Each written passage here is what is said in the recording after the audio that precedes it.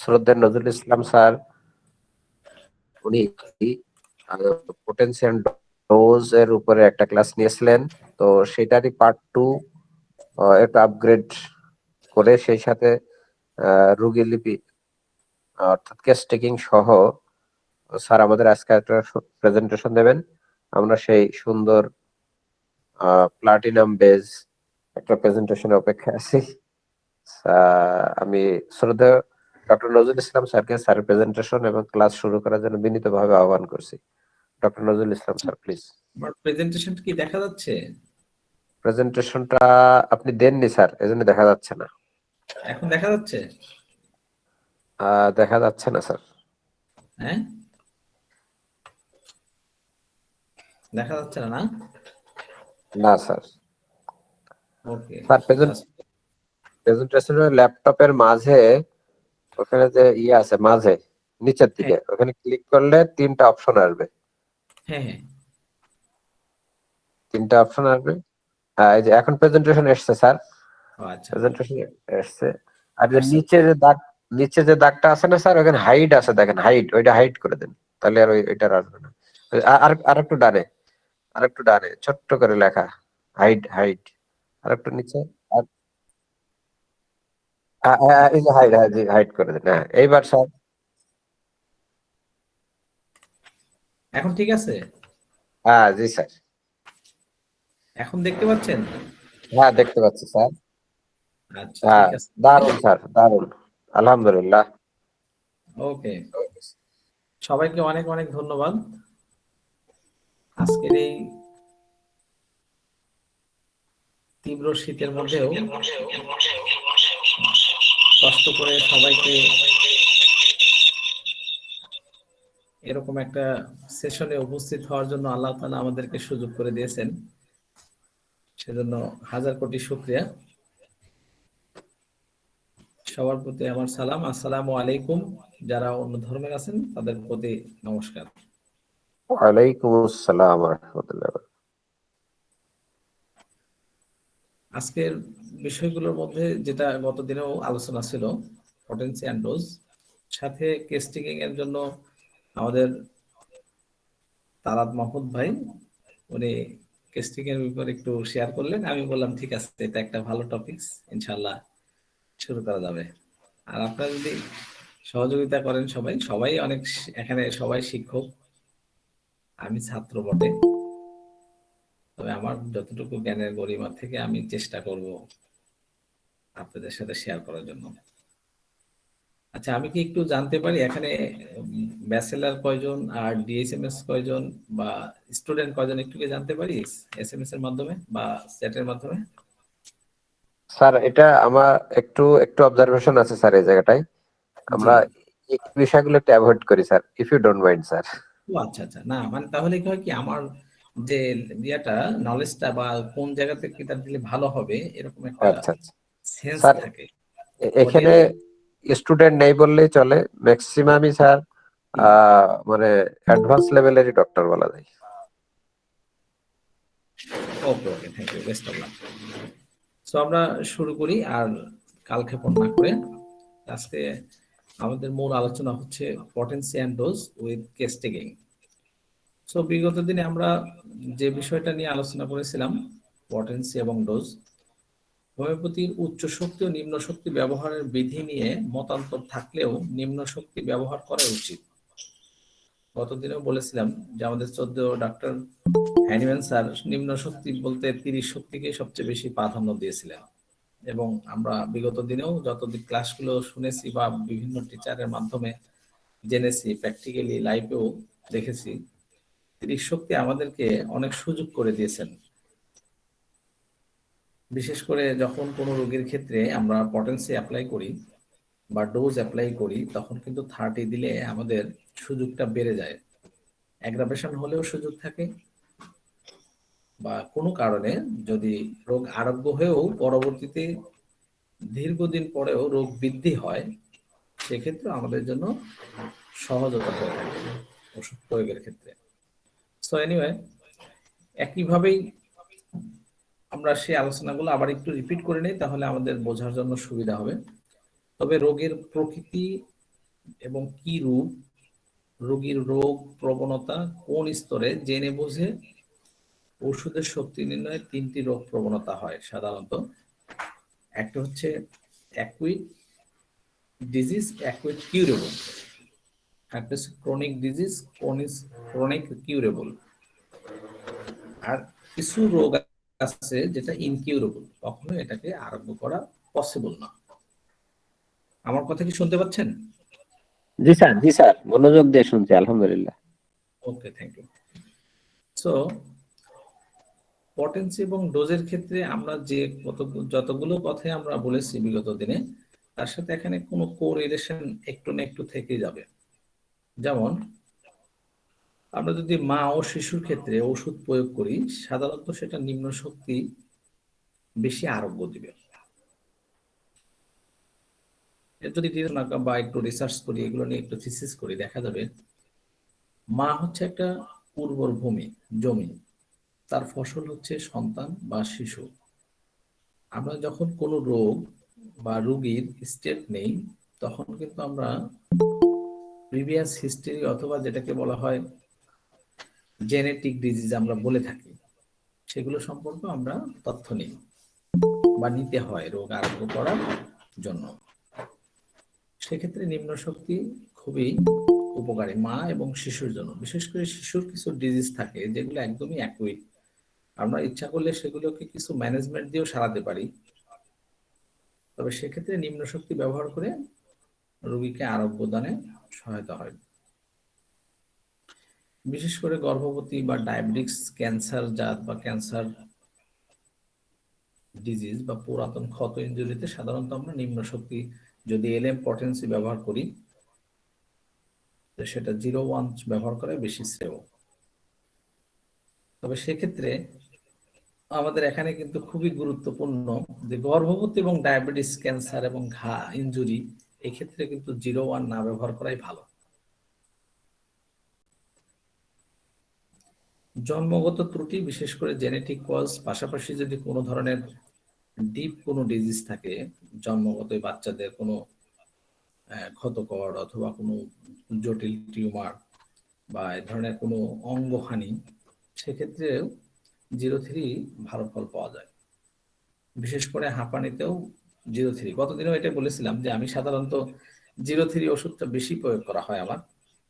হ্যাঁ, অবশ্য একজন প্রশ্ন করেছিল যে কেন আপনি 0-1 থাকতে 0-3 ব্যবহার করেন, এরকম একটা প্রশ্ন এসেছিল। কি ঠিক বলছি তো? জি স্যার, জি স্যার। এটা একটা তার কারণ ছিল। হ্যাঁ, আমি অবশ্য বলেছিলাম যে আমি ব্যবহার করি, এটার অনেক প্র্যাকটিক্যাল কি থাকে। হুম, প্রত্যেকের একটা পার্সোনাল কি আছে, একটা চাবি বা একটা আইডিওলজি আছে, বা তার সুপারভিশন আছে। সেই সুপারভিশন থেকে সে একটা অবজার্ভ করতে করতে একটা পর্যায়ে তার একটা চুজেবল কন্ডিশন থাকে। সে চুজেবল কন্ডিশনকে সে সবসময় অ্যাপ্লাই করে মজা পায়। সো জন্মগত ত্রুটি এবং বিশেষ করে হাঁপানি বা কঠিন রোগের ক্ষেত্রে, যে কোনো যে চর্মরোগও যদি হয়, সেক্ষেত্রে এরকম 0/3 অথবা 3/0 মেডিসিন খুব কাজে দেয়।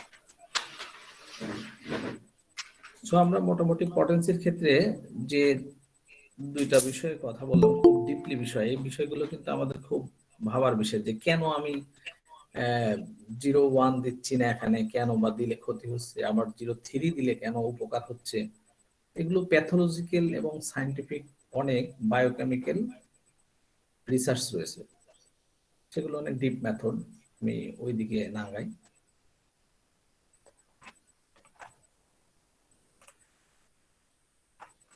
বিশেষ করে ক্রনিক অবস্থায় যারা শততমিক ওষুধ ব্যবহার করেন, অনেক বড় বড় নামকরা ডাক্তার আমরা যেমন আশেপাশে শুনে থাকি, ডাক্তার হাসান স্যারের নাম অনেকেই জানেন। ওনার একটা প্র্যাকটিক্যাল লাইফের একটা হিস্ট্রিতে উনি সবসময় ক্রনিক ডিজিজ অবস্থায় মাঝামাঝি শক্তি বেশি ব্যবহার করতেন, বা কোনো কোনো ক্ষেত্রে খুব রেয়ার সিএম ব্যবহার করতেন উনি। এবং ওনার প্র্যাকটিক্যাল লাইফের সাথে আমি কিছু প্র্যাকটিক্যাল লাইফে দেখেছি, হ্যাঁ, কিছু ক্রনিক ডিজিজের ক্ষেত্রে মাঝামাঝি মেডিসিন পটেন্সি দিলে অথবা উচ্চ শক্তি দিলে খুব ভালো রেসপন্স হয়। তবে যে ডিজিজগুলো বিশেষ করে আলসারেশন বা অন্ড হয়, ক্ষত বা ডিসচার্জ হয়, কোনো রস বা কোনো পুজ, এগুলোর ক্ষেত্রে নিম্ন শক্তি দেওয়া বেশি ভালো। কেন নয়, নিম্ন শক্তি না দিলে রোগের অ্যাগ্রাভেশন হওয়ার পসিবিলিটিটা বেড়ে যায়। বিকজ এই কন্ডিশনে পেশেন্টের হাইপার সেন্সিটিভিটি থাকে। হাইপার সেন্সিটিভিটির ক্ষেত্রে তখন উচ্চ মাত্রায় শক্তি দিলে রোগীর রোগ আরোগ্য প্রচুর বেড়ে যাওয়ার প্রবণতা থাকে। বিশেষ করে তামাক বা নেশাগ্রস্ত রোগীকে আমরা নিম্ন শক্তি দিয়ে থাকি এবং এই শক্তিতে ভালো কাজ হয়। যেমন জীবনী শক্তি যদি ক্ষীণ হয়, সেক্ষেত্রে যদি রোগী প্রতিক্রিয়া সহ্য অক্ষম হলে উচ্চ শক্তি ব্যবহার অনুচিত। ধরেন একজন রোগী, তার জীবনী শক্তি দুর্বল, তাকে যদি আমরা উচ্চ শক্তি ব্যবহার করি, সেক্ষেত্রে তার জীবনী শক্তি ব্যাহত হতে পারে। আর জীবনী শক্তি ব্যাহত হলে তার শারীরিক মানসিক মানে রোগ শক্তি সবই বৃদ্ধি পাবে। যেহেতু আমাদের উদ্দেশ্য রোগীকে আরোগ্য করা, রোগীকে বিনা কষ্টে দ্রুত আরোগ্য করতে হবে। বিনা কষ্ট করতে গেলে অবশ্যই তাকে আমরা রোগীর জীবনী শক্তির উপর নির্ভর করে ওষুধের পটেন্সি এবং ডোজ দিতে পারি।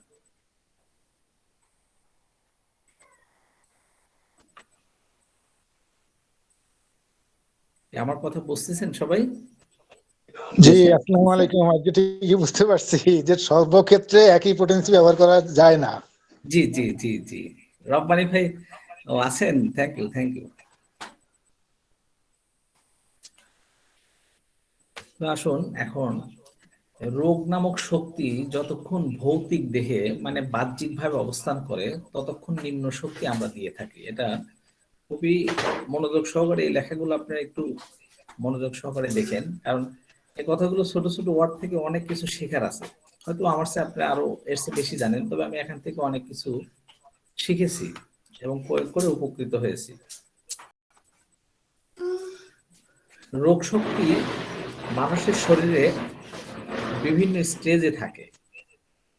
যে স্টেজটাকে বলা হয় সুপারফিশিয়াল, যেমন আমাদের শরীরের বাহ্যিক অংশগুলোতে অনেক ডিজিজগুলো দ্রুত প্রকাশ পায়, সেগুলো সাধারণত অ্যাকুইট ক্ষেত্রে হয়ে থাকে অথবা ক্রনিক। তবে অ্যাকুইট রোগী এবং ক্রনিক রোগী চেনার জন্য যদি আমরা বায়োফিজিওলজিক্যাল অথবা বায়োকেমিক্যাল ভাবে একটু রিসার্চ করি, সেক্ষেত্রে দেখা যাবে যদি কোনো অর্গান ছোট হয়ে যায়, যে কোনো অর্গান, শরীরের যে কোনো অর্গান যদি ছোট হয়ে যায়, তাহলে সেটা ক্রনিক ডিজিজ। ধরেন আপনার লিভার, একটা পেশেন্টের আমরা দেখছি লিভারের যে একটা সাইজ আছে, টোটালি আমরা আল্ট্রাসোনোগ্রাফি অথবা প্যাথোলজিক্যাল একটা রিপোর্ট, সেক্ষেত্রে যদি আমরা দেখি তার শেপ সাইজ বা তার কন্ডিশন স্মল হয়ে গেছে, অ্যাট্রফি হয়ে গেছে, তার মানে বোঝা যাবে যে এই রোগীটা ক্রনিক ডিজিজে ভুগছে।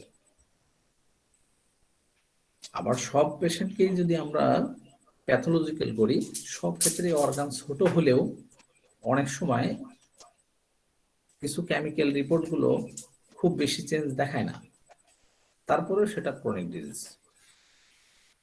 আর অ্যাকুইট ডিজিজ হলে অর্গানগুলোর ইনফ্লামেশন হওয়ার পসিবিলিটিটা 90% থাকে। ইনফ্লামেশন হবে, প্রদাহ হতে পারে অথবা এনলার্জ হতে পারে। এখন ধরেন একজনের কিডনিতে সমস্যা, কিডনি কি হয়েছে, হাইড্রোনেফ্রোসিস হয়েছে, হাইড্রোনেফ্রোসিস হওয়ার পরে তার সুয়েলিং হয়েছে, ইনফ্লামেশন হয়েছে, পেইন হচ্ছে, সিভিয়ার পেইন হচ্ছে, তাহলে সেক্ষেত্রে কিন্তু কখনোই কিডনি ছোট হবে না, কিডনির সাইজটা বড় হবে। আর বড় হলেই সেটা কি অ্যাকুইট ডিজিজ। আমি কি বোঝাতে পারতেছি? আমার কথা শুনতে পাচ্ছেন? জি স্যার। ওকে, একটু মাঝে মাঝে রেসপন্স করেন, তাহলে তো বুঝতে পারবো না যে আসলে আমার কথা শুনতে পাচ্ছেন কিনা, অথবা আপনারা অন্য মনোযোগে আছেন কিনা, এটাও একটা দেখার বিষয়। যাই হোক, তো এগুলো হচ্ছে ভৌতিক দেহের অবস্থান, ততক্ষণই আমরা নিম্ন শক্তিটা বেশি ব্যবহার করি। কোনো পেশেন্ট যদি অ্যাকুইট হয়, ভৌতিক দেহে অবস্থান করে, তাহলে নিম্ন শক্তিটা খুব দ্রুত রেজাল্ট করে। যখন মনোরাজ্যে রোগ প্রবেশ করে তখন মাঝারি শক্তি ব্যবহার করার বেশি প্রয়োজন হয়। মানুষের রোগ সবই মানসিক লক্ষণ প্রকাশ পায় না, সবই শারীরিক লক্ষণ প্রকাশ পায় না। একটা রোগীর একটা ডিজিজের বা একটা রোগের বা একটা তার স্টেজ নিয়ে যখন আসে, সবগুলোই কিন্তু মনোরাজ্যের কথা সে বলতে পারে না বা হয় না। তার কষ্ট না হলে সে তো আর আন্দাজে বানায় বলবে না। এরকম ঠিক একইভাবে রোগীর সহনশীলতা ও জীবনী শক্তি সতেজ থাকলে উচ্চ শক্তির প্রয়োজন হয়। আপনি যদি দেখেন একটা রোগী, তার রোগ আছে, তার একটা শরীরে টিউমার আছে আজ 20 বছর ধরে, একটা পেশেন্টের যখন 20 বছর ধরে একটা রোগ থাকে, তাহলে সেটা অ্যাকুইট ডিজিজ থাকে না, সেটা ক্রনিক ডিজিজ। বাট সেটা কি, তার জীবনী শক্তি সহনশীল, তার সতেজতা আছে, বাট এটা রোগ নিয়ে সে কষ্ট পাচ্ছে, কিন্তু কষ্টটা কি মিল্ড টাইপের, একটা নম্র ভদ্র বা কষ্ট দিচ্ছে ওইরকম তীব্রতর নয়। এমন ক্ষেত্রে আমরা উচ্চ শক্তি প্রয়োগ করতে পারি। আরোগ্যের ক্ষেত্রে ম্যাক্সিমাম যেটা হয়, আমরা ডাক্তাররা ভুল করি বা আমাদের জীবনের ব্যর্থতা আসে রোগীকে না আরোগ্য করার, তো ঘন ঘন ওষুধ পরিবর্তন করা। এটা খুব মারাত্মক পরিমাণ একটা মিসইউজ আমাদের হয়ে থাকে। যে রোগী আসছে প্রথম উইকে, এই সপ্তাহে সে ওষুধ খাওয়ার পরে আরো 5টা নতুন করে তথ্য বললো, আমরা নতুন করে আবার ওষুধ দিয়ে দিলাম পরবর্তী সপ্তাহে। তাহলে এই যে একটা পরিবর্তন ঘন ঘন, এটা পটেন্সি চেঞ্জ করার জন্য খুব ভালো অবজারভেশন এবং তাকে ফিলোসফার হতে হয় যে পেশেন্টের সব রোগী কিন্তু রোগ নয়। অনেক রোগগুলো আমি গত সপ্তাহে বলেছিলাম যে ফলস ডিজিজ খুবই গুরুত্বপূর্ণ বিষয়, এটা আমাদের অবজারভেশন করতে হবে। সবই কিন্তু সত্য রোগ নয়, মিথ্যা রোগ। একটা রোগ নামক একটা কষ্ট সাময়িকভাবে তাকে ধোঁকা দিচ্ছে। তো ওই সময় যদি ডাক্তার কি করে, সে ধোঁকায় পড়ে যায়, তখন সে কি করে দ্রুত মেডিসিন চেঞ্জ করে ফেলে। আর যখনই সে মেডিসিন চেঞ্জ করলো দ্রুত, তখনই তার ফেল হওয়ার সুযোগটা বেশি থেকে যায়। রোগীকে আমরা যত কম ডোজ দিতে পারবো ততই ভালো। কেন নয়? কারণ জীবনী শক্তি খুবই সূক্ষ্ম শক্তি, এত সূক্ষ্ম যে এতটাই সূক্ষ্ম, এটা মাইক্রো থেকেও আরো সূক্ষ্ম। যেমন জীবনী শক্তি যদি আমরা সঙ্গে একটু বলি, দেখা যাবে জীবনী শক্তি এমন একটা শক্তি, এটা অন্তর্নিহিত শক্তি, একে দেখা যায় না, ধরা যায় না, ছোঁয়া যায় না, যা শুধু অনুভব করা যায়। তার মানে কি, অনুভব করা যায়, এটা কিন্তু ধরা যাচ্ছে না, ছোঁয়া যাচ্ছে না, এমন একটা শক্তি। তাহলে আমাদেরকে যদি ওষুধ শক্তি বেশি পরিমাণ বা যদি আমরা লঘু পরিমাণ দিয়ে থাকি, বা যদি আমরা তা তীব্র দিয়ে থাকি, সেক্ষেত্রে কিন্তু রোগ বৃদ্ধি পাওয়ার প্রবণতাটা বেড়ে যাবে বা বৃদ্ধি হবে। আর ওষুধ শক্তি যদি আমরা সূক্ষ্ম দিতে পারি, ডোজটাকে কম দিতে পারি, তাহলে আমাদের রোগ বৃদ্ধিটা কমে যাবে, আরোগ্য হওয়ার শক্তি, তখন জীবনী শক্তি বেশি পাবে। সো আমরা পটেন্সি ডোজ এভাবে আমরা প্রয়োগ করতে পারি। আশা রাখা যায় মোটামুটি হয়তো আমি আপনাদেরকে কতটুকু বোঝাতে পারতেছি। আপনারা কি আমার কথা বুঝতে পারতেছেন তো? জি স্যার, জি বুঝতে পারতেছি স্যার। আর সাউন্ড ভালো হইলে ভালো হয় স্যার, একটু সাউন্ড না আর একটু জোরে দিতে হবে। ওকে ওকে, চেষ্টা করছি তাই, একটু বেস্ট লেভেল এখন। জি স্যার, চলছে স্যার, চলছে। ওকে, থ্যাংক ইউ। আর আপনার দুইটা ডিভাইস অন আছে তো? হ্যাঁ হ্যাঁ, একটা মিউট করে দেন। আমি এখন মোবাইলটা একটু দূরে নিলে মনে হয় সাউন্ড আসবে না।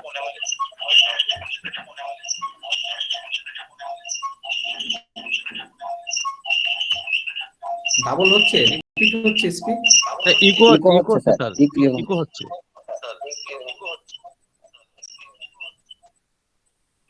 ঠিক আছে? জি ঠিক জি আছে জি স্যার, ঠিক আছে, ক্যারি অন। ওকে, সো আমরা প্যাভিলিয়নে ফিরে আসি। ওকে, সো আমরা যে বিষয় নিয়ে আলোচনা করতেছিলাম, পটেন্সি এবং ডোজ খুবই মারাত্মক একটা সাবজেক্ট এবং খুব ক্রিটিক্যাল বিষয়। এটা নিয়ে হোমিওপ্যাথিতে কন্ট্রাডিকশন করার মতো কোনো মানে অপরচুনিটির কোনো শেষ নাই। সো আমি এটা নিয়ে ডিবেট করতেও চাই না, এটা নিয়ে আমার ওইসব সময় নেই। আমি চাই যদি আমার কথা কারো বুঝতে সমস্যা হয়, আপনি সরাসরি আমার সাথে ফোনে কথা বলতে পারেন, অথবা আপনার দাওয়াত রইল আমার চেম্বারে আসবেন। আর যদি কারো পটেন্সি এবং ডোজ নিয়ে প্রশ্ন থাকে করতে পারেন, আমি নেক্সট পর্বে যেতে চাচ্ছি।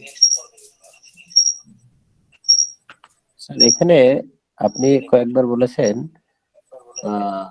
যে পর্যন্ত শুনেছি বেশ নতুন কিছু তথ্য মেধায় সংযোজিত হয়েছে, মানে ইয়েতে মেমোরিতে। এজন্য আপনাকে ধন্যবাদ স্যার, প্রথমত ধন্যবাদ। আর দ্বিতীয়ত জানার হচ্ছে নিম্ন শক্তি, মধ্য শক্তি, উচ্চ শক্তির কথা বলা হচ্ছে। তো সেই ক্ষেত্রে নিম্ন শক্তি কোনগুলো ধরবো, মধ্য শক্তি কোনগুলো ধরবো, আর উচ্চ শক্তি কোনগুলো ধরবো 50 মিলিসিমেল এবং সেন্টিসিমেলের ক্ষেত্রে? জি, চমৎকার চমৎকার। গত ক্লাসে মনে হয় আমি একটু বলেছিলাম যে শততমিক, দশতমিক এবং সহস্রতমিক তিনটা বিষয়ে মনে হয় কথা বলেছিলাম মেবি। জি ঠিক স্যার আছে তো? বলছিলেন। জি স্যার বলছিলেন। জি, যদি আপনি শততমিক বেশি ব্যবহার করে থাকেন, শততমিকে নিম্ন শক্তি অনেকগুলোই রয়েছে, 3x থেকে শুরু করে আরো থাকতে পারে, কিন্তু 30 শক্তিকে নিম্ন শক্তি বলা হয়েছে সাধারণত।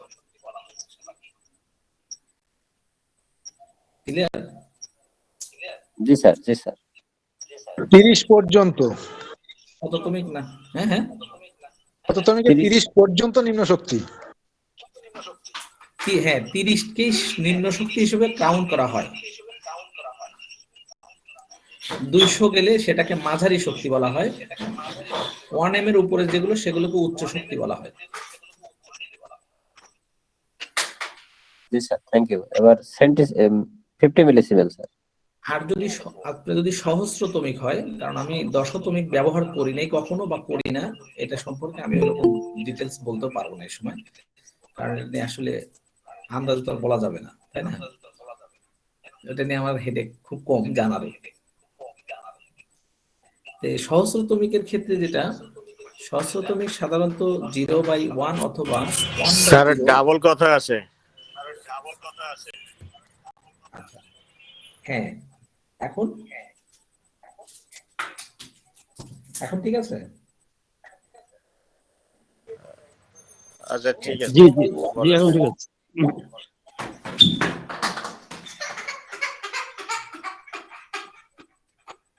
স্যার স্যার বাচ্চা পড়ে গেছে মানে একটু দেখেন স্যার। হ্যাঁ জি জি, জাস্ট জাস্ট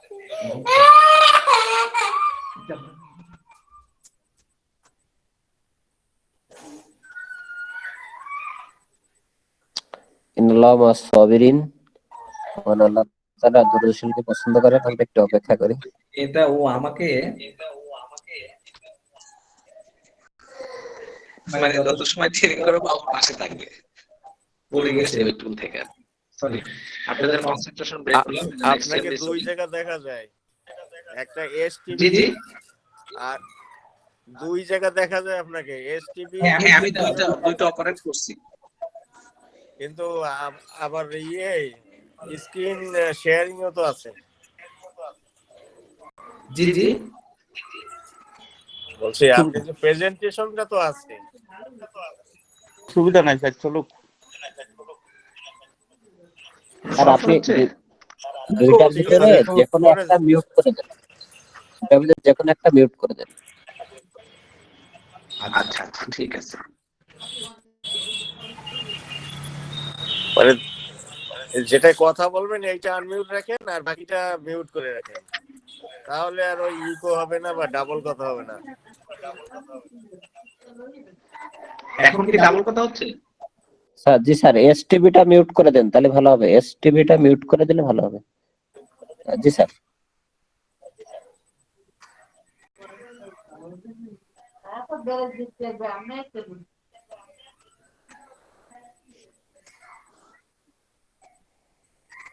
এখন শুনতে পাচ্ছেন? জি স্যার, দারুণ শুনতে পাচ্ছি, দারুণ ক্লিয়ার। ওকে, সো আসুন আমরা যেটা বলতেছিলাম যে সহস্রতমিক এবং শততমিক। শততমিকে আমি আপনার সাথে শেয়ার করলাম আপনাদের সাথে। সহস্রতমিক যেটা, সেটা 0/1 অথবা 1/0 থেকে সাধারণত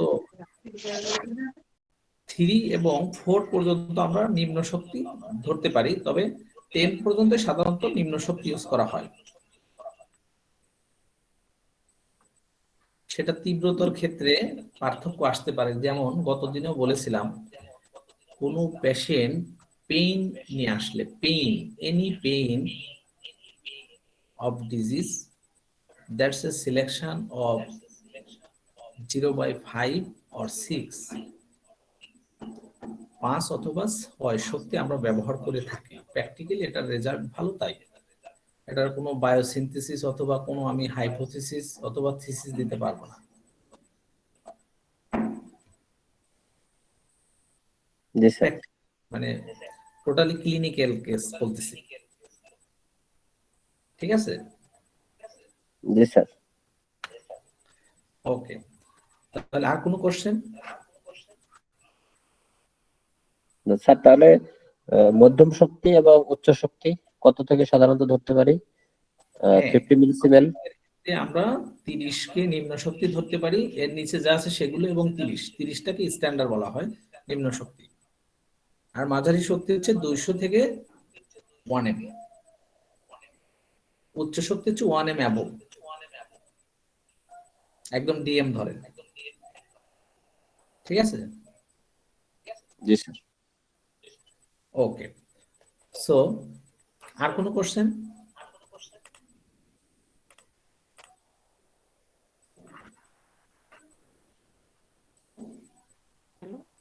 আসসালামু আলাইকুম স্যার। জি, ওয়ালাইকুম আসসালাম।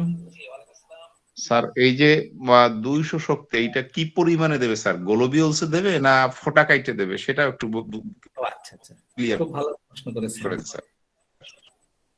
যত ওষুধ 200 শক্তি, কিন্তু এটা সম্ভব প্রয়োগ হবে কিভাবে স্যার? প্রশ্ন করেছেন, তাই তো?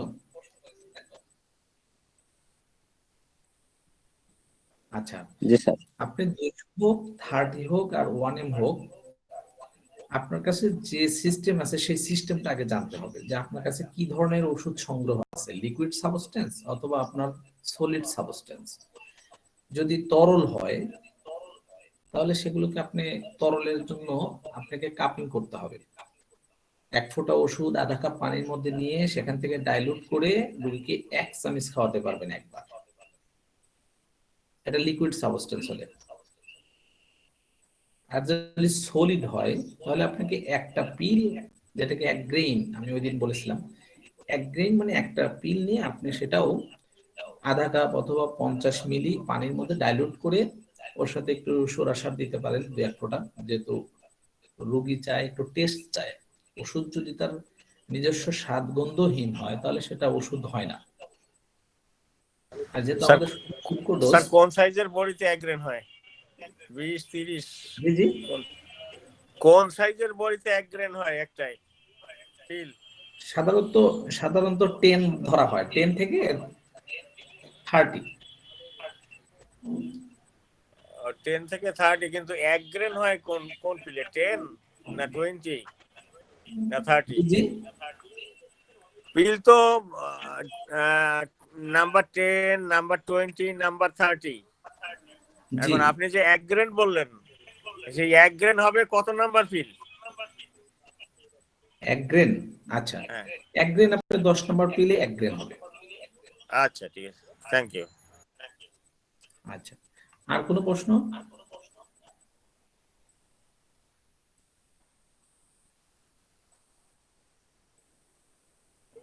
না স্যার, আপনার আলোচনা চালিয়ে যান স্যার। Okay, thank you. আমরা এখন সেকেন্ড পার্টে আসতে যাচ্ছি, যেটা হচ্ছে কেস টেকিং। খুবই গুরুত্বপূর্ণ একটা টপিকস অফ হোমিওপ্যাথি। হোমিওপ্যাথি একজন ফিজিশিয়ান, মানে একজন ডাক্তারকে তার প্রথম যে অবজারভেশন সেটা হচ্ছে তাকে কেস টেকিং। আর কেস টেকিং এর বেশ কিছু শর্ত রয়েছে, যার যার আঙ্গিকে যে এটাকে সাজায় নিতে পারেন। এটা ধরা বাঁধা নিয়মে কেউ বলতে পারবে না যে এইভাবে আমি কেস টেকিং করে সফল হব। তবে একটা ফান্ডামেন্টাল থাকবে, মৌলিক জিনিস থাকতে হবে। কেস টেকিং এর মৌলিক জিনিসগুলো যদি না থাকে তাহলে সে ভালো ফিজিশিয়ান হতে পারবে না। একটা রোগীর যে রোগ ধরার জন্য, যেমন আমরা সাধারণত একটা বিষয়কে অবজার্ভ করার জন্য, পরীক্ষা করার জন্য চুলচেরা যে বিশ্লেষণ, সেটা করতে গেলে প্রথম কেস টেকিং শিখতে হবে তাকে। তো একজন ডাক্তারকে কেস টেকিং করার জন্য প্রথম তার চেম্বারে বা যে জায়গায় সে রোগী দেখবে সেই জায়গাতে সে ফ্রেশ মন নিয়ে থাকতে হবে, একদম মন নিবেশটা থাকতে হবে, টোটালি পেশেন্ট কনসেন্ট্রেশন, মানে রোগীর প্রতি মনোযোগী, মনোনিবেশটা থাকবে রোগীর প্রতি। এবং রোগীকে অবজারভেশনের ক্ষেত্রে রোগীর ভাষা, কথা, অঙ্গভঙ্গি, হাসি, কান্না, আবেগ বা তার খেয়াল, তার অ্যাক্টিভিটি, এটাকে খুব মনোযোগ দিয়ে সে পর্যবেক্ষণ করতে হবে। রোগীকে তার কষ্টের কথা বলার সুযোগ দিতে হবে। আমরা যেটা হয়, রোগীকে আগে বলি আপনি কি ভাত খান না রুটি খান, তাহলে তো সে ইয়েস নো বলে দিল, এরকম একটা বিষয় না। কিন্তু রোগীকে বলতে দেন আপনি সে কি বলতে চায়। রোগী যখন ঢুকলো আপনার চেম্বারে, আপনার সামনে যখন গেল, তখনই কিন্তু আপনার কেস টেকিং শুরু হয়ে গেছে। কথা বলার আগে থেকেই কেস টেকিং শুরু। কথা বললেই যে কেস টেকিং হবে তা কিন্তু নয়। একজন রোগী এসে অনেক সময় অফিসে কোনো কথাই বলে না বা চেম্বারে কথাই বলে না, তার মানে কি তার কেস টেকিং হবে না? এটাই কিন্তু কেস টেকিং। সে যে কথা বলছে না, এটাই একটা কেস টেকিং, বা এটা একটা আপনার তার সিমটম। বা এখন রুব্রিকের আলোচনা বিষয়, যে রুব্রিক্স, তাহলে রোগীকে কথা বলার সুযোগ দিতে হবে। রোগী যখন কথা বলবে বা যখন সে কথা বলতে চাচ্ছে, বন্ধ করা যাবে না বা তার গতিকে থামানো যাবে না। যখন সে গতি একটু কমাবে বা একটু খেই পেয়ে যাবে, তখন আপনি প্রশ্ন দিয়ে বা কিছু এরকম কিছু প্রশ্ন করতে পারেন, যাতে করে নতুন উত্তর তৈরি হয়, যেটাকে বলা হয় প্রায়োরিটি অফ পেশেন্ট। আমরা পেশেন্টের অ্যাটিটিউড নিয়ে এবং প্রায়োরিটি দেব, পেশেন্টের কথাটাকে প্রায়োরিটি দিতে হবে। রোগীর সকল তথ্য যদি মনোপ্রুত না হয়, রোগীকে প্রশ্ন করবেন, তবে রোগী যেন ইয়েস বা নো দিয়ে উত্তর না দিতে পারে এমন কোশ্চেন করতে হবে, যেটাকে ইন্টেলেকচুয়াল বলা হয়, বা আপনি কোশ্চেনটা ডিটেইল বলে সে, হ্যাঁ, বিস্তারিত বা একটা সারসংক্ষেপ বলে যে হ্যাঁ আমি এইরকম করতে চাই। এখন ধরেন আমি প্রশ্ন করলাম যে আপনি মাছ ভালো পছন্দ করেন না গোশ ভালো পছন্দ করেন, সে কিন্তু বলবে হ্যাঁ মাছ ভালো পছন্দ করি, উত্তর কিন্তু শেষ। কিন্তু আপনি যদি প্রশ্ন করেন যে আপনি কি কি খেতে বেশি ভালোবাসেন, সে কিন্তু একটা প্রশ্ন বলবে না। সো লক্ষণ ও চিহ্নকে গুরুত্ব হিসেবে শ্রেণীভুক্ত করা যেতে পারে টেস্টিং এ। টেস্টিং এর ক্ষেত্রে আমি সব বিষয়টাকে যদি গতানুগতিক নেই তাহলে কিন্তু হবে না। রোগীর যে কথা বলার ধরন, বা রোগী একই বিষয়টাকে যদি প্রাধান্য দেয় বারে বারে, সেইটা বা যেটাকে সে বেশি গুরুত্ব দিচ্ছে, সেটাকে একটা ক্লাসিফাই করতে পারি, আমরা শ্রেণী বিন্যাস করতে পারি। যেমন আমরা রেপার্টরাইজ করতে গেলে, যখন মেডিসিন আমরা সিলেকশনে আসে, তখন কিন্তু আমরা দেখি ফার্স্ট গ্রেড, সেকেন্ড গ্রেড বা সুপার গ্রেড বা থার্ড গ্রেড, এরকম কিন্তু একটা র্যাঙ্কিং আসে। কিভাবে আসে? এটা রোগের লক্ষণের সাথে ওষুধের লক্ষণ কতটুকু মিলতেছে সেটার উপর নির্ভর করে ওষুধের র্যাঙ্কিং আসে। সো এখানেও তাই, আমরা যখন কেস টেকিং করব, রোগীর স্টেটটা, রোগীর ভাষাটা, তথ্যটা কিভাবে বললো, কোনটাকে বেশি সে প্রায়োরিটি দিচ্ছে, সেটার উপর নির্ভর করে ক্লাসিফাই তাকে আমরা লক্ষণগুলো গুরুত্ব দিতে পারি। এরপরে আমরা যে কাজটা করতে পারি, রেপার্টরাইজ করতে পারি, অথবা অনেকে রেপার্টরাইজ করেন না, মেমোরাইজ করেন। মেমোরির মধ্যে নিয়ে যেটাকে আপনি প্রাধান্য দিচ্ছেন যে হ্যাঁ এই ওষুধটা হতে পারে, এটাকে একটা নির্দিষ্ট ওষুধে আমরা পৌঁছানোর চেষ্টা করি। এর পরবর্তীতে আমরা ওষুধ দিয়ে দিই এবং খাওয়ার পথ্য এবং উপাত্য বলে রোগীকে বুঝিয়ে দিই। যেটাকে বলা হয় রেস্ট্রিকশন বলা হয়, বা এই নিয়ম মানবেন ওটা মানবেন না, অথবা ম্যানেজমেন্ট বা এর সাথে জুড়ে দিতে পারি যে ম্যানেজমেন্ট, এরকম একটা বিষয় দেওয়া হয়। এগুলো সাধারণত বেসিক, এগুলো নিয়ে আর কি কেস টেকিং এর একটা মানে মেমোরি আমি জাস্ট সামারাইজ করলাম। এর সাথে অনেক ডিটেল আছে, প্রত্যেকটা সেন্টেন্সকে আমি মোটামুটি আপনাদেরকে অনেকক্ষণ ধরে শেয়ার করতে পারবো, এবং দরকার এটা। যদি ডিটেলস না জানা যায় তাহলে আসলে কেস টেকিংটা পরিপূর্ণ হবে না। যেমন আমি ধরে যদি এখানে প্রিজুডিসড একটা কথা বলি, যে আমরা সাধারণত হয় কেস টেকিং এর ক্ষেত্রে ডাক্তাররা প্রিজুডিসড হয় বেশি। প্রিজুডিসড কি? প্রিজুডিসড হচ্ছে একটা ভ্রান্ত সিদ্ধান্ত বা আগাম সিদ্ধান্ত। রোগী বলছে যে হ্যাঁ, রোগী তার কি হয়, টয়লেট হয়, টয়লেটটা 2 দিন 3 দিন পর হয়। হ্যাঁ, সে প্রচন্ড আলু খেতে পছন্দ করে না, তাহলে আমরা অ্যালোমিনা দিলাম, এরকম একটা ব্যাপার, যে আমি বুঝে নিলাম যেটা অ্যালোমিনা। কারণ কি, রোগী 2-3 দিন পর পর টয়লেট হচ্ছে, রোগী যেহেতু আলু খেতে পছন্দ করে না, তাহলে আমি মনে হয় অ্যালোমিনা দিলাম। অথবা কি হলো, রোগী আসছে, রোগী বলছে টয়লেট হয় না, প্রথম টুক শক্ত হয় পরে নরম হয়, আমি লাইকোপোডিয়াম দিয়ে দিলাম। এই যে একটা কথার উপরে আমি প্রিজুডিস্ট হয়ে ওষুধ সিলেকশন করা, এতে রোগীর কি হয়, পার্টিকুলার কিওর হয়, not a totality cure, or মানে অ্যাপ্রোপ্রিয়েট কিওর হয় না। সেক্ষেত্রে আমাদেরকে প্রিজুডিস থেকে বের হয়ে আসতে হবে।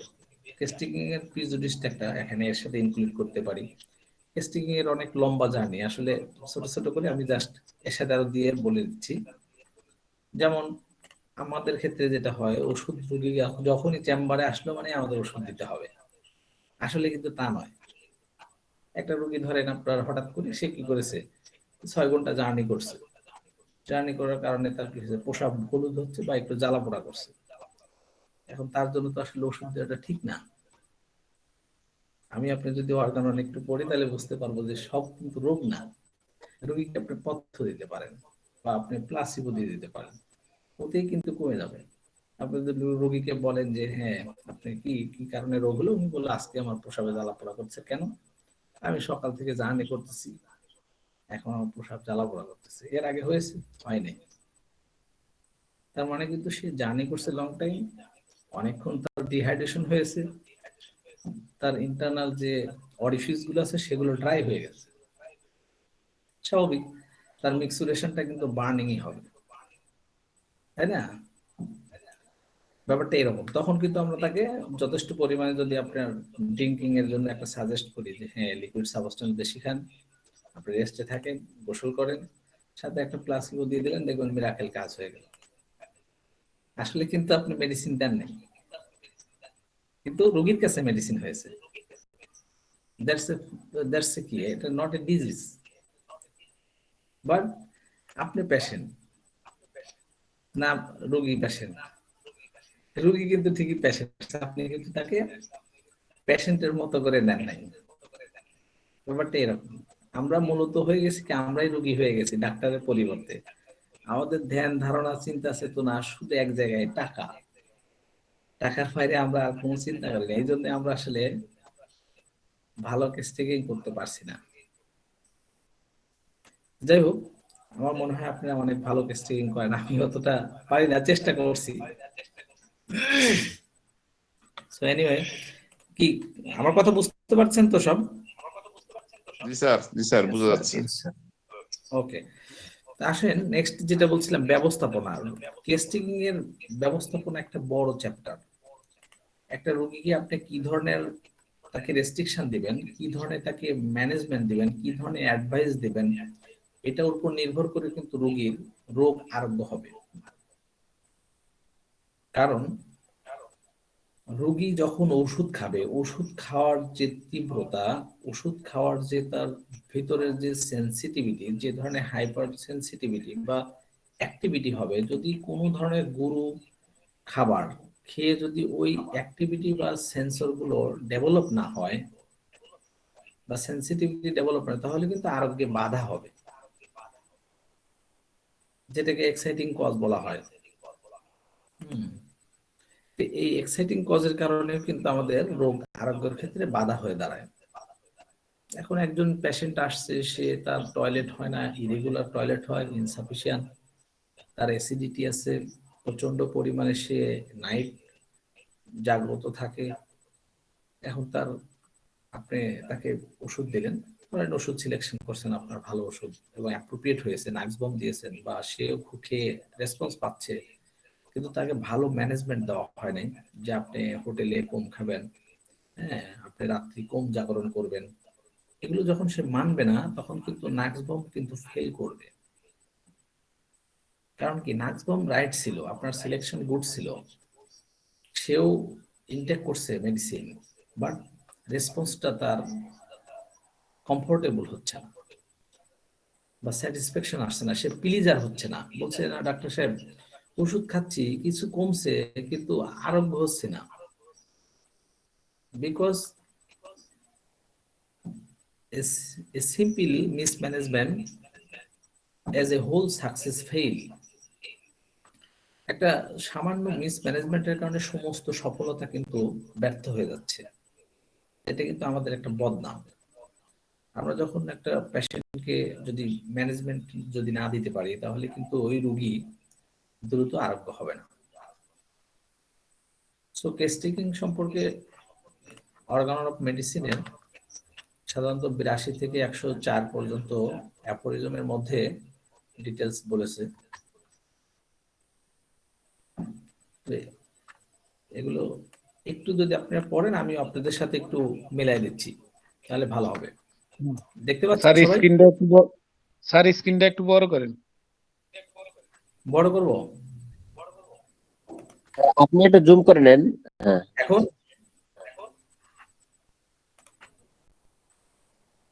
দেখতে পাচ্ছেন? ঠিক আছে স্যার স্যার, ঠিক আছে। যিনি পড়তেছেন একটু জুম করে নিন। Okay please.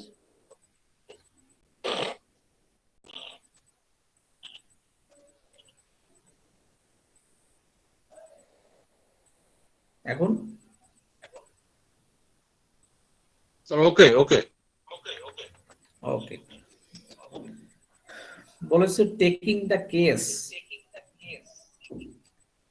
কেস কি? কেস ওয়ান কাইন্ড অফ মামলা। মামলাটা কি? মামলা যে কোনো একটা দুই পক্ষ কোনো কন্ট্রাডিকশন হলে সেটাকে মামলা বলা হয়, তাই তো? মামলা, আমাদের যখন রোগ নিয়ে রোগী আসছে, অবশ্যই দুই পক্ষই কিন্তু সমস্যা, একটা হচ্ছে জীবনী শক্তি, একটা রোগ শক্তি। এই দুই শক্তির মধ্যে যে কোনো এক ধরনের কন্ট্রাডিকশন হয়েছে বিধায় কিন্তু সে একটা মামলা নিয়ে আসছে, কার কাছে? আপনার কাছে অথবা আমার কাছে। From among the specific remedies found for this is chronic miasm. যে স্পেসিফিক একটা মেডিসিন ক্রনিক মায়াজমের ক্ষেত্রে বা স্পেশালি অফ সোরা, and all the more careful selection is to be hit upon for the cure of each single case of chronic disease. Chronic ডিজিজের ক্ষেত্রে specific একটা মেডিসিনে আসা কিন্তু খুব কঠিন ব্যাপার। এ সম্পর্কে 82 নম্বর অ্যাফোরিজমে ডিটেলস বলা আছে।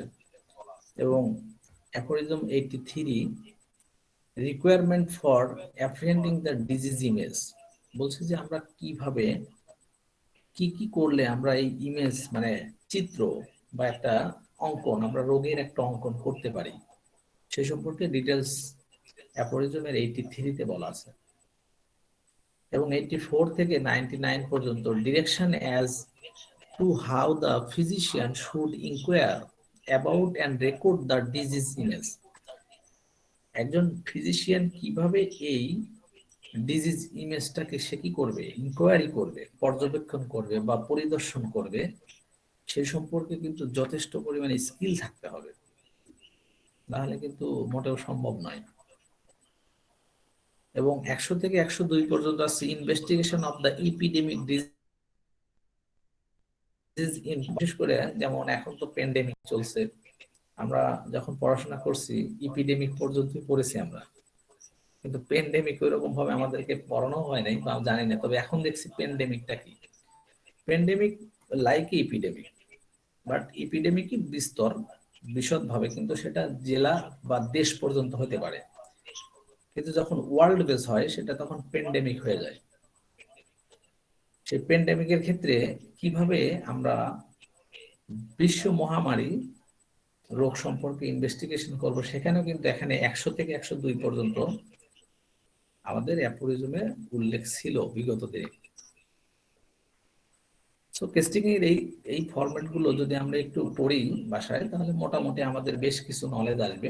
কারণ একদিনের 1 ঘন্টায় বা 40 মিনিটের আলোচনায় শুধু টেস্টিং আলোচনা করাও সম্ভব না। এটা সেকেন্ড অথবা ফোর্থ অথবা থার্ড এপিসোড দিয়ে শেষ করা উচিত, না হলে কঠিন। টেস্টিং তো অনেক লম্বা জার্নি। সো আমি জাস্ট শুরুর জন্য বলছি আপনাদের। সো এখানে যদি আমরা একটু ওই একই কথা আমি যেটা বললাম বাংলায় সেগুলো আর কি দেয়া আছে যাতে বোঝার জন্য।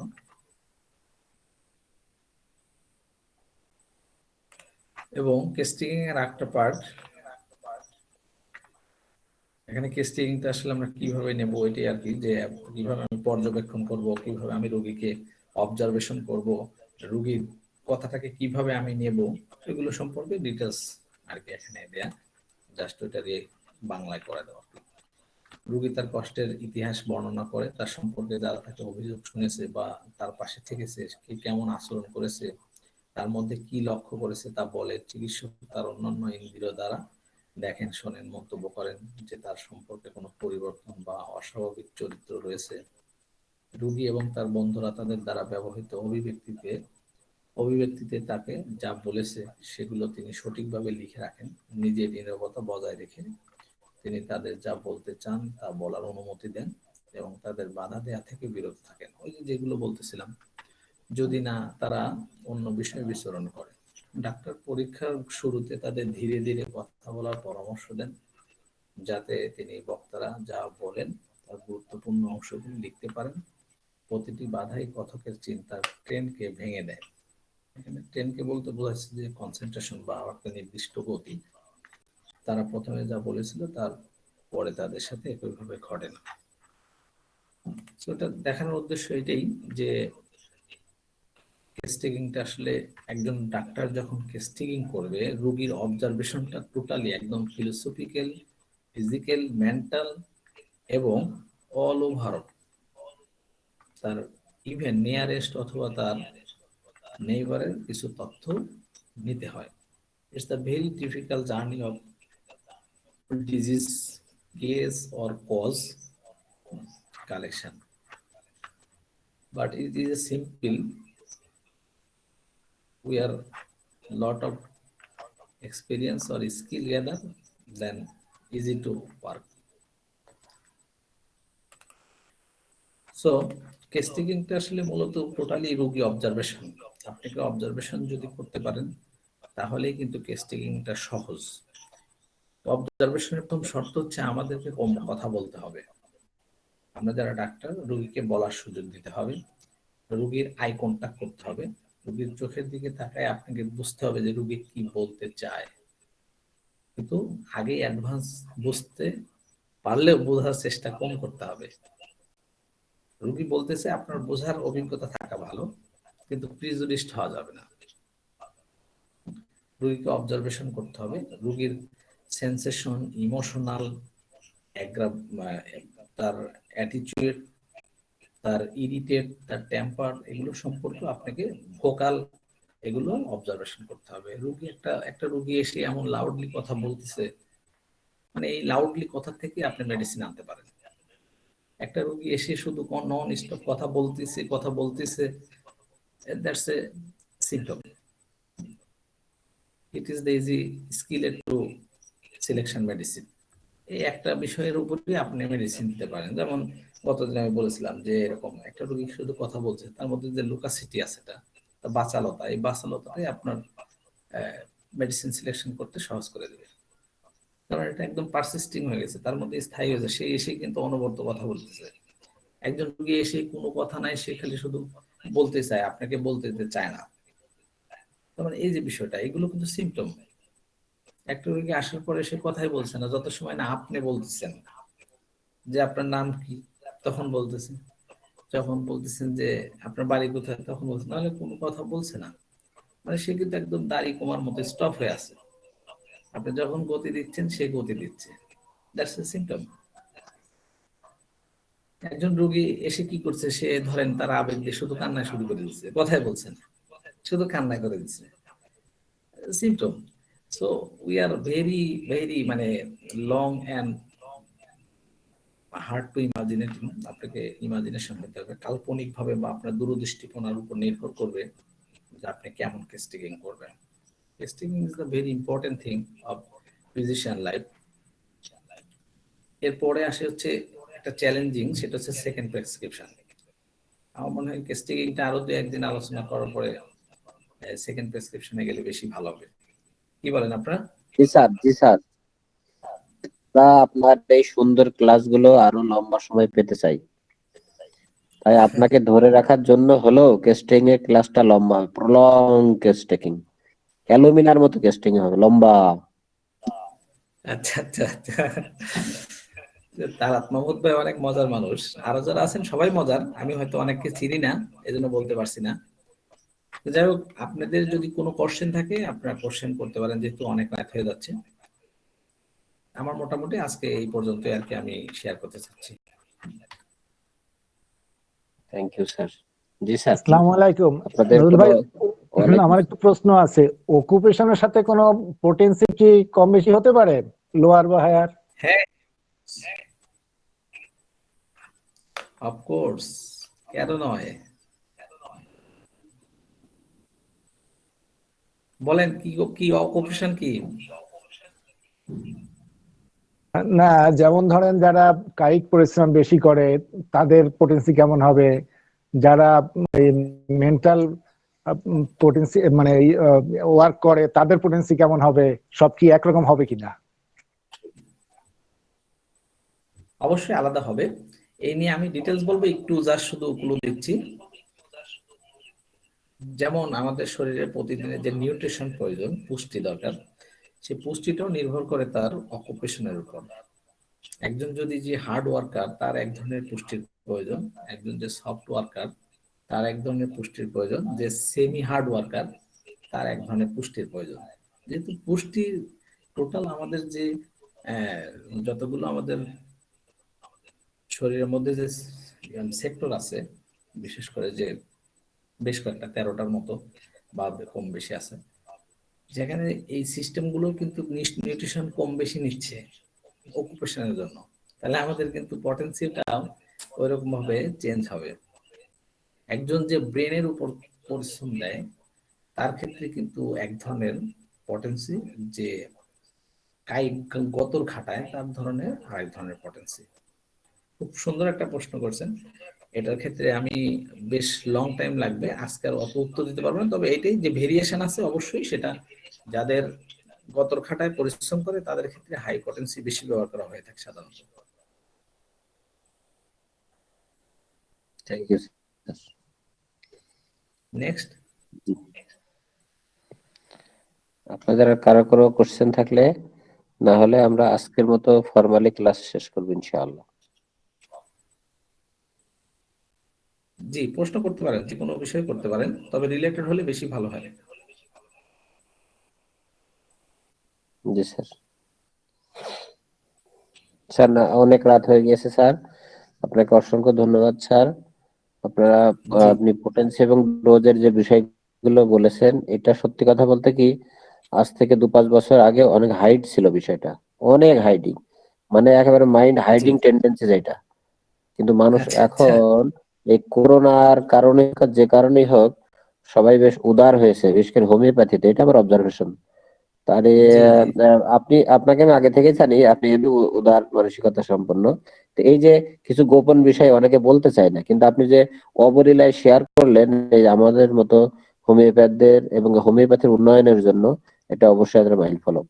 এই জন্য স্যার আপনাকে অসংখ্য ধন্যবাদ, ফরমালি আপনাকে ধন্যবাদ জানাচ্ছি, এবং আপনি শেষ কথা বলে আজকের ক্লাস শেষ করে দেন প্লিজ স্যার। সবাইকে অনেক অনেক স্যার ধন্যবাদ। আমি আমার একটুখানি জানা ছিল স্যার, আমাদের যে ইসে জি বইতে লেখা থাকে যে এটা 30 দিন কাজ করবে, এটা 25 দিন কাজ করবে, স্যার এটা কোন পটেন্সির উপরে এটা লেখে? এটা তো বইতে পাওয়ার লেখে না, শুধু লেখে যে আহ, এটা 30 দিন কাজ করে, এটা 20 দিন কাজ করে, 25 দিন কাজ করে, এরকম করে কিছু লেখা দেখে স্যার।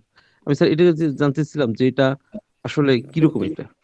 হ্যাঁ, আপনার শরীরে একটা ওষুধ প্রয়োগ করার পর কতদিন কাজ করে এই সম্পর্কে আমাদের হোমিওপ্যাথিতে কোনো থিসিস লেভেলের কোনো পেপারস নেই আমার জানা মতে, ঠিক আছে? কারণ আপনাকে এটা করতে হলে টোটালি একটা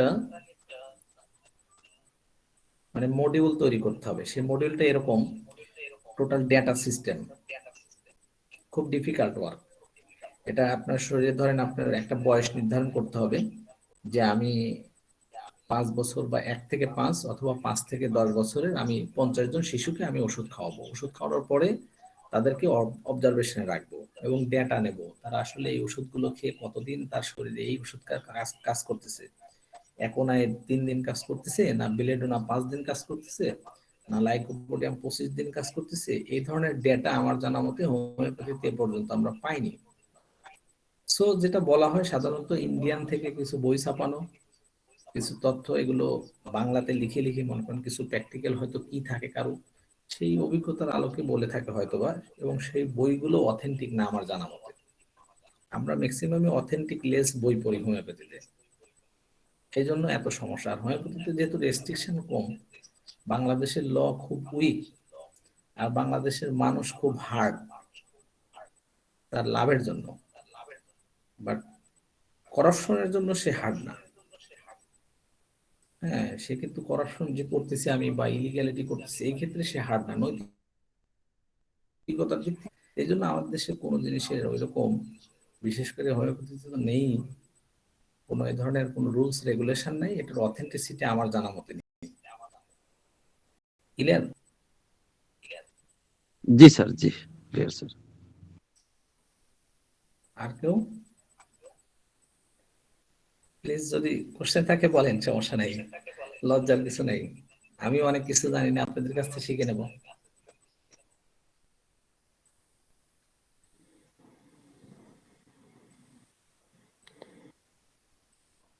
জি স্যার, থ্যাংক ইউ স্যার। সবাই শীতের সাথে একটু হয়ে গেছে আপনি। জি স্যার, আপনার শেষ কথা এবং ক্লাস শেষ হবে ইনশাল্লাহ। আমার শেষ কথা এটাই, আপনাকে অনেক ধন্যবাদ সহ আজকে আমাদের তালাত মাহমুদ ভাই সহ যারা উপস্থিত হয়েছেন প্রত্যেককে আমার অন্তরের অন্তঃস্থল থেকে সাধুবাদ এবং শুভরাত্রি।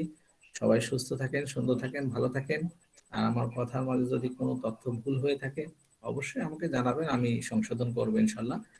কারণ ভুল ত্রুটি নিয়েই মানুষ, আমার যে সব কথা সঠিক হবে একদম কাটায় কাটায় তাই না, তবে আমি চেষ্টা করবো অবশ্যই যাতে আপনাদেরকে সঠিক তথ্য দেওয়ার জন্য।